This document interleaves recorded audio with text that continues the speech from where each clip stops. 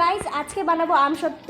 তো দেখো এই যে সব আম নিয়ে এসেছি, এখানে নরম নরম আম আছে, এখানে হলো ঝাঁকনি আছে, আর এখানে গামলা আছে বড় একটা। তো এবার বানাবো, দেখতে থাকো। গাইস দেখো এই যে আম, এখানে বাবা আম ছুলছে আর আমি এই যে পুরগুলো সব বের করছি। দেখো এক গামলা হয়ে গেছে, এখন এই গামলাতে করতে হবে। এ দেখো গাইস দুটো গামলা একদম ভর্তি ভর্তি হয়ে গেছে।